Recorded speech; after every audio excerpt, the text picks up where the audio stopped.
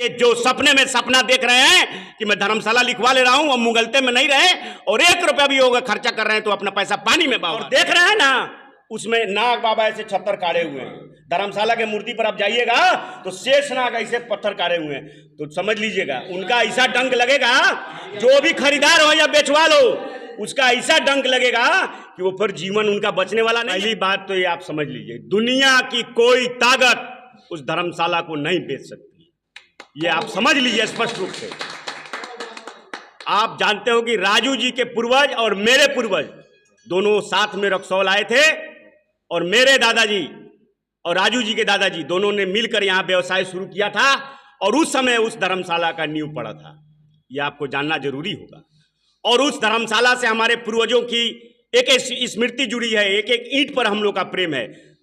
ठीक है, परिवार में विवाद होता है, बहुत सारे लोग आते हैं और जाते हैं, लेकिन ये बाबा पशुपतिनाथ की धरोहर है, दुनिया की कोई ताकत उसको छीन नहीं सकती है। और मैं आपको आज ये स्पष्ट कर देना चाहता हूं कि डीड में स्पष्ट लिखा हुआ है धर्मशाला, दुनिया की कोई ताकत डीड को चेंज नहीं कर सकती है। ये जो सपने में सपना देख रहे हैं कि मैं धर्मशाला लिखवा ले रहा हूं और मुगलते में नहीं रहे और 1 रुपया भी होगा खर्चा कर रहे हैं तो अपना पैसा पानी में बहा रहे हैं, ये बात आप समझ लीजिए। और ये किसी पर्टिकुलर समाज की बात नहीं है, ये पूरे हमारे हिंदू समाज की बात है, सनातन की बात है और पूरे रक्सौल की अस्मिता का सवाल है। इस पर तो कोई समझौता तो हो ही नहीं सकता है। और राजू जी भी हम लोग के पक्ष में है, आगे आगे देखिए होता है क्या। राजकुमार जी, एक और सवाल है, आप संत से भी रिश्ता आपका है और संत जय श्री राम होता है और खासकर बीजेपी का भी एक नारा है जय श्री राम, लेकिन साफ शास्त्र में लिखा गया है रामायण में कि शिवद्रोही राम का कभी प्रिय नहीं होता है। अगर कहीं ना कहीं धर्मशाला दिखता है तो कहीं ना कहीं, मैंने आपको कहा, आप सभी नवीन जी हैं, आप हैं बंधु, सभी लोगों को मैंने कहा कि दुनिया की कोई ताकत उस धर्मशाला के स्थिति को बदल नहीं सकती है। वो धर्मशाला था, धर्मशाला है और धर्मशाला रहेगा। और निहित रूप से रवि जी को बदनाम किया जा रहा है इसमें। रवि जी एक अच्छे यहाँ के रणनीतिकार हैं और मतभेद हो सकता है लोगों में, लेकिन मनभेद नहीं होना चाहिए और किसी व्यक्ति को बिना सबूत को बदनाम नहीं करना चाहिए। रवि जी भी धर्मशाला के पैरोकार हैं, आप पूछ लीजिए, चाहते हैं धर्मशाला बिके, पूछिए इनसे, पूछिए ये शख्स को क्यों बदनाम किया जा रहा है। बोले हैं आपको, हम पहले स्पष्ट किए, जब राजू जी हमसे राय मांगने आए तो मैंने उनसे यही कहा कि आपकी इच्छा क्या। उन्होंने बोले धर्मशाला रहना चाहिए। रवि जी हमारे भाई हैं, हमारे सहोदर हैं, हमारे अपने हैं और इनको बदनाम किया जा रहा है। अगर ये अच्छा बदनाम किया जा रहा है, अगर ये लिप्त हैं तो ये तो सामने आएगा ना, तो फिर किसको मुंह दिखाएंगे। इसीलिए इन्होंने आज प्रेस कॉन्फ्रेंस किया है कि दूध का दूध और पानी का पानी हो जाए। और जो जमीन के भू माफिया लोग हैं, आप समझ लीजिए कि इस बार भू मंत्रालय जो है भाजपा के पास है और दिलीप जायसवाल जी उसके मंत्री हैं और पूरा सर्वे हो रहा है, कहीं कोई गड़बड़ी नहीं होने वाली है। आपने जो खर्चा कर दिया समझ लिए वो रुपया व्यर्थ है।